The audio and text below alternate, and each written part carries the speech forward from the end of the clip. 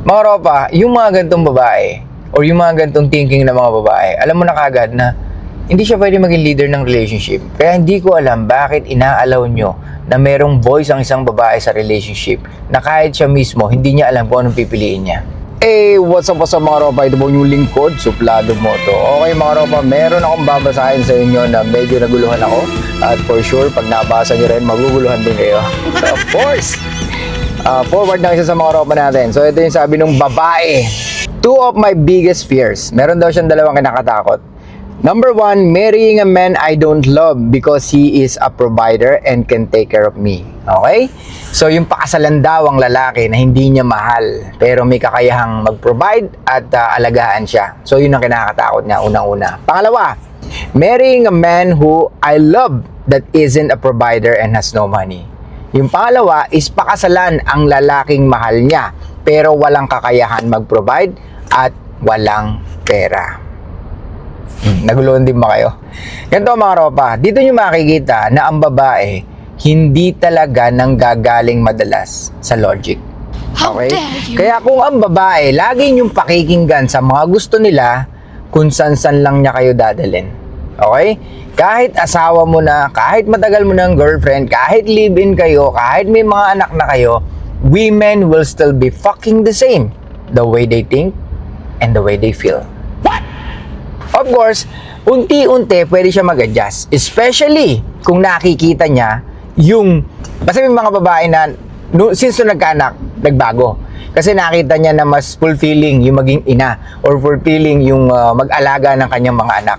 May mga babae naman na hindi na feel fulfilling doon sa pag-aalaga ng kanilang anak. And let's be fucking honest, we know that it's not easy to take care of our children, especially kung ikaw yung babae na talagang nanggaling sa princess life. Ikaw yung babae na talagang tinuring ng mga magulang mo na huwag kang pahirapan or huwag ka utusan. Yung talagang wala kang alam sa bahay. Kumbaga meron kayong helper. So, eto mga ropa, yung marunong ang babae maglaba, marunong magluto, marunong sa bahay, marunong sa gawaing bahay, yung alam niya yung mga chores na pwede niyang gawin pag siya mag-isa, it's a fucking basic skills. Okay? Part of survival yan. Diba? Especially marunong ka magluto. So, there's nothing special sa kailangan marunong ka magluto. Kaya hindi ko lubos maisip, bakit parang ang big deal sa kanila? Ano gagawin akong katulong? What the? That's a fucking basic skills. Pag ikaw mag-isa, nasa bahay, ano gagawin mo? Lagi ka papadeliver?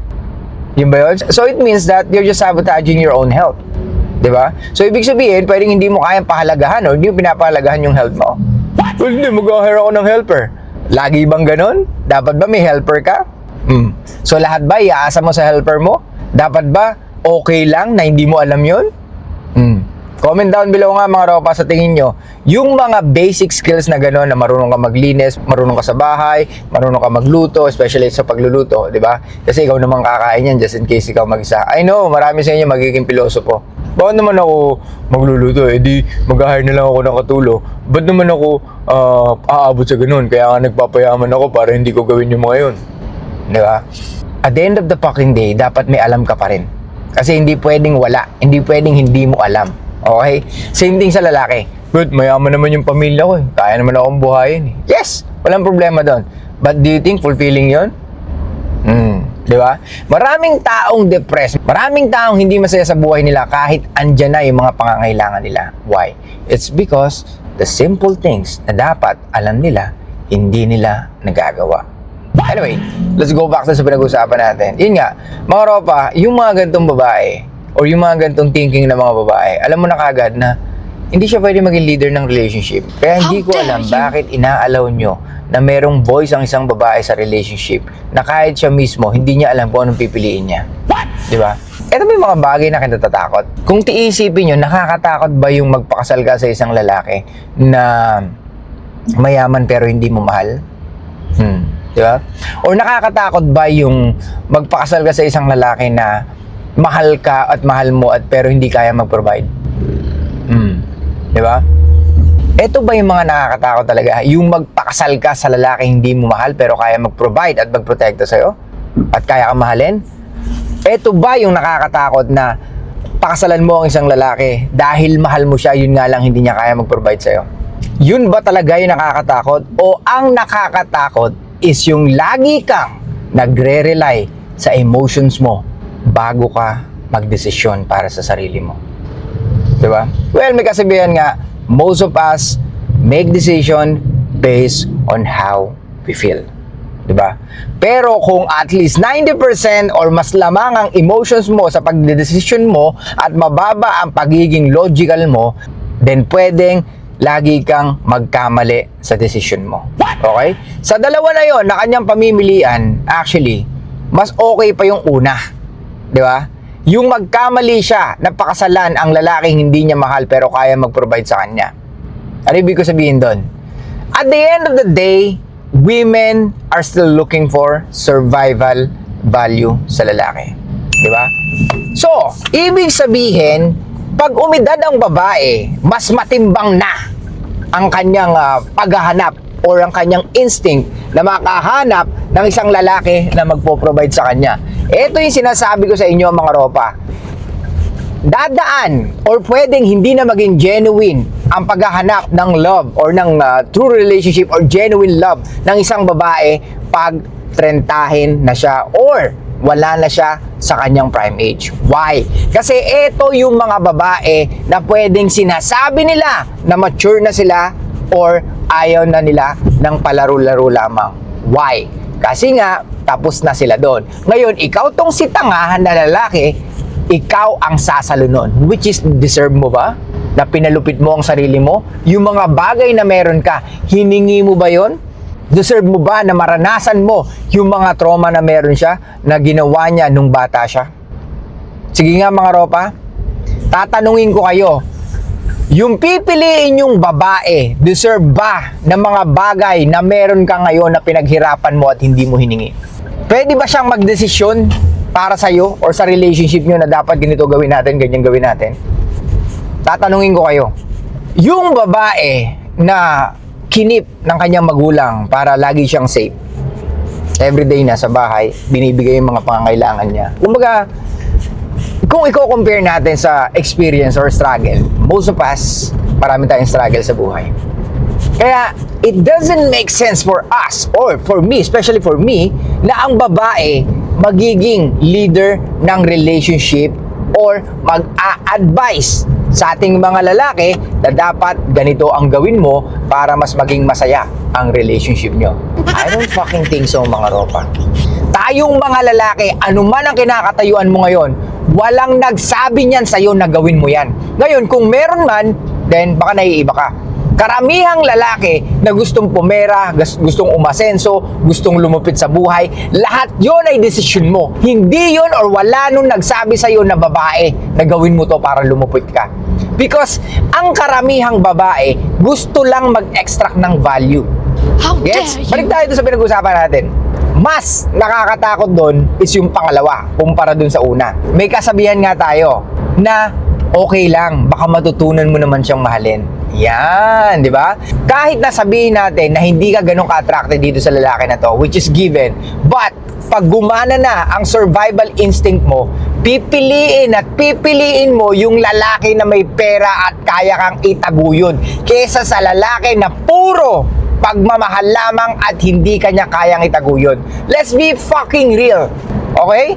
Women are looking for survival value. Ngayon, kung ikaw bilang lalaki, hindi mo kayang ibigay at least kahit 50% ng pangangailangan niya, you don't deserve a fucking woman in your life. What? Gets? You are setting yourself for failure. Pag nang babae ka pa tapos wala kang trabaho, ina ka. Gets? Again, mga ropa, hindi natin kukonsintihin ang mga lalaki na gusto lang man-chicks pero walang napoprovide kahit sa sarili nila. Hindi ganoon mga ropa. Uulitin ko, hindi nyo deserve. Kahit na sabihin mo may pera ka, pero isang babae hindi mo malid, hindi mo deserve ng maraming babae kahit may pera ka pa. Yung magbayad, pwede. Di ba? Kasi yun ang kakayahan mo kung wala kang game, di ba? Dadaanin mo sa pera. However, at the end of the fucking day, you still need someone na babae sa buhay mo na pwedeng makasama mo or mapagkakatiwalaan mo. Di ba? Kumbaga, yung pwedeng sumuporta sa'yo or yung pwedeng tumulong sa'yo sa mga maliliit na bagay na pangangailangan mo. Di ba? Yan ang mahirap makuha or mahirap mahanap. Gets? Kaya nga, like I said mga ropa, at the end of the fucking day, you are the man na magbibigay or magtataguyod sa isang babae na pipiliin mo. Ngayon, kung mali yung pinili mo or walang silbi sa buhay mo or walang na-add na value sa buhay mo, then consider yourself as a fucking failure man. Why? Tanginang yan. Nagsumikap ka sa buhay mo, tapos itong babae na to, mamanduhan ka. Di ba? Kumbaga, lumaki ka sa pamilya na hindi naman kayamanan, tapos bigla ka umasenso, tapos nakakita ka ng babae na dahil lang maganda, dahil lang hot, pinatulan mo, tapos eventually siya na yung nagko-control ng buhay mo, and then that's fucking bullshit, man. Huwag kayong papayag na ganun. May mga babae na akala nila in-invite mo sa buhay mo o dumating sa buhay mo, kaya na nilang kontrolin kung anong mga bagay na gusto mo. Huwag na huwag kayong magpapakontrol sa babae. Kagaya ng mga ganito. This is a good example na ang babae walang kakayahan maging leader ng relationship. Kung pagdidesisyon lamang sa pagpili ng lalaki, hirap na sila, then how much more kung tatanungin mo pa ng exclusivity ang babae or aamin ka pa. Diba? Ngayon mga ropa, tell me, why we need to ask for exclusivity sa babae? Bakit tayo dapat umamin sa babae? Diba? Kaya mga ropa, wag na wag kayong papayag na ang babae o kontrolin kayo or siya ang magdidesisyon ng mga bagay para sa inyong dalawa. Pagdating sa bahay, siya yung masasabi natin na okay, sige, ikaw ang masunod dyan. Sige, majority ng decision mo pagdating sa pagpapaayos ng bahay, pagdating sa paglilinis, pagdating sa magmumukhang malinis ang bahay, magmumukhang maganda, sige, I leave it to you.